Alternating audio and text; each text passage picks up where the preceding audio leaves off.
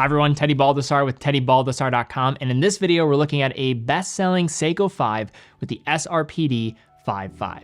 So if you're not familiar with this channel, this is where we cover watches available for purchase on our website, teddybaldessar.com, as an authorized dealer. So in this video, deep dive on this timepiece, final points of consideration at the end, but also throughout the video, if you have further questions or looking to buy this watch, check out the link in the description down below to the product page. But without further ado, let's jump into the video, take a closer look at this watch. Today we're going to be looking at not only one of the most popular watches among enthusiasts, but also one of the most popular watches, period. The Seiko 5 Sports, specifically the SRPD55, part of what's now referred to informally as the 5KX model series. These were launched with a myriad of styles in 2019 and gained favor among the watch buying public as a versatile, well-spec'd timepiece that offered a lot for the money, now being found well under $300. Is the 5KX a traditional dive watch in the way that the Turtle or SKX is? No, and it's not meant to be. But the 5KX thrives in a wider variety of casual settings, not by posing as a tool watch, but by neatly stepping between the categories with specs that make it a great daily driver rather than a purpose-built diver. With a retail under $300 and being found for much less on our website, the 5KX has become many people's starter watch, or frankly a watch that you can go back to time and time again regardless of your collecting journey, for plenty of reasons to do so. I'll take a closer look at those reasons in a minute and give you my take on why you should or shouldn't look at this bestseller for your collection, looking specifically at the SRPD55 with its black dial. Now, when these watches were initially released, there was some criticism, partially because there was the outgoing Seiko SKX that so many people loved, and then here come these watches that, from the silhouette and from the aesthetics of the case, basically look like an SKX, but the specifications didn't necessarily match that. It's important to mention, though, that these were not necessarily watches that were intended to be professional watches in any way. They were always going to be Seiko 5 models, so really what they are is the Seiko 5 DNA infused with a case style that so many people love with the SKX. As you would expect, it wears basically like an SKX did, almost as if it possessed some sort of magic universal fit that worked on just about any wrist. Dimensions are 42.5 millimeters in diameter, a tidy 46 millimeters lug to lug, and a case height around 13 millimeters. These are slightly more restrained dimensions than the discontinued SKX, but since this is the 5KX, this watch doesn't need to possess the same overbuilt qualities of dedicated dive watch capabilities. Finishing is basically to the point. It's simple with brushing on the case top and polished case sides. The crystal choice is going to be Seiko's proprietary mineral crystal type, Hardlex, which does have some benefits compared to sapphire. Many people are hard on the use of Hardlex crystals, but with the Seiko 5, I have absolutely no issue with it. It is going to be more resistance to shattering and also going to have a great view of the dial underneath, where I don't think people really consider the fact that there are reasons why Seiko goes for Hardlex crystals more than just scratch resistance, as Hardlex out of the box is going to be better at resisting glare than that of sapphire, especially if you don't have higher end coatings that are going to be available. The 4 o'clock crown does not screw down, but instead is of a push-pull style. It offers 100 meters of water resistance when working with the screw-down case back that will also aid in that department. Also, when looking at the reverse side, you will have view of the 4R movement through the Hardlex crystal, but more on the movement later on.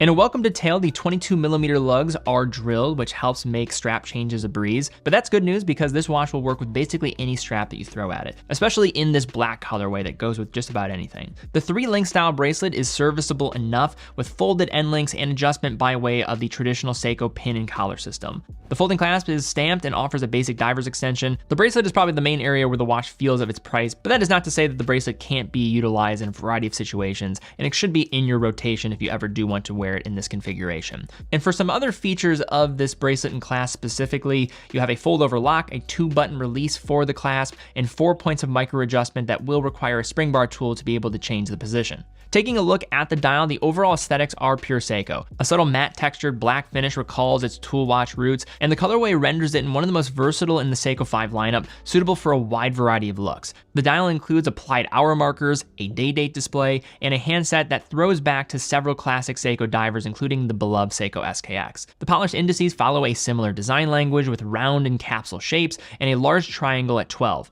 Dial text is relatively clean and simple, with an applied Seiko word mark below the 12 with the Seiko 5 logo and automatic script above 6. But the one area where Seiko dials really do shine, and I mean really seriously they do shine, is the Luma Bright that adorns the indices and handset. Seiko's signature lume is some of the best in the business, and this is coming from a watch that is just over $200. A short charge underneath the light source summons that nuclear level green that the brand is known for, and the duration of its glow far outlasts most contenders you could name.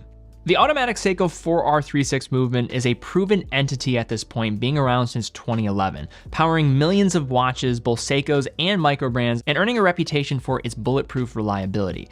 In other words, it's the Toyota Camry of watch calibers. Perhaps unexciting, but it just keeps going and going, running without complaint or issue for years on end in many instances. Also, these movements were the successor to the 7S26 of the SKX, and by every metric, these are going to be improved calibers compared to the previous gen. And in terms of its finish and presentation, is never going to wow you, but that is not why you look at this watch. Seiko is a vertically integrated manufacturer, so despite the price, you are getting a watch that is made in-house as much as almost any for multiples of the price. When it comes to accuracy, I think it's important to set proper expectations on what Seiko will quote out of the factory as an acceptable range. They will say plus 45 to minus 35 seconds a day is the range of accuracy acceptable for a 4R36 movement. But what I have found through the hundreds and hundreds of watches that I've handled from Seiko over the years is that they're going to outdo that metric quite well consistently. Also, if you ever want to put it on yourself to regulate these movements, you can do so. There's plenty of videos online on how to do it pretty easily.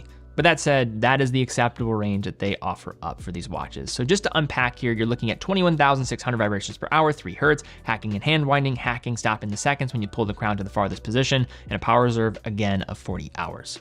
So now to unpack, looking at the Seiko SRPD55. So what are some of the cons and then what are some of the pros? I would say some of the cons in the department of the SRPD really come down to some of the areas that people are looking for this to be the SKX where it is not. The number one place where that will be is with the water resistance and this not being a professional ISO compliant dive watch. This is not intended to be a dive watch, but it is going to be as capable as any watch that you probably will need for its price range. If you need more than 100 meters of water resistance, you are a very rare individual and have very specific needs for your day-to-day. The movement is going to be as entry level as it gets in mechanical watchmaking, and then keep in mind that accuracy range. That is what Seiko is going to quote out of the box as an acceptable range. And also the bracelet is not going to be of the greatest of quality, but it is a watch that is going to be priced right over $200. But now you shift into the pros and why this watch, I think as time has gone on, since 2019, you've seen these watches become relatively more attainable compared to the traditional retail price. And you start to realize that the Seiko 5 is an amazing offer. If you are somebody that's looking for your first watch or just want something that is a casual wearer in the day-to-day. The throwback looks to the days of the SKX are here, so you have that upside if you want to have that in a variety of different instances and use cases. Now this one is more generic looking in terms of its colorway, but it still looks phenomenal. The 4R36 is a reliable movement. It is one of the most proven calibers in all of mechanical watchmaking, both by Seiko, but also by a variety of third parties with micro brands using these movements over and over again. This will be as versatile of a piece that you'll find for around $200. You can swap out different bracelets and straps. Fits almost anybody on the wrist. Yes, do not get scared of the 42.5mm case. This will wear much smaller than that. I would say it wears closer to a 40mm in practice. But in summation, if you're looking to spend $200 to $300 on a watch, yes, you could be a stickler for many things, but I think you have to pick your battles in a certain way, especially when talking about a mechanical watch. To produce something in-house, to do it at a level of design that is familiar and respected by many, that is going to be hard to pull off. But the Seiko 5, with its vast assortment and its credibility in the genre of mechanical watchmaking, cannot be overstated. Since the 1960s, you could argue there's no more important collection for getting people into the world of mechanical watchmaking than that of the Seiko 5. And this SRPD55 upholds all of those ideas with a contemporary package with versatility, practicality, and looks that will make them one of the safest and best choices for a watch in this price range.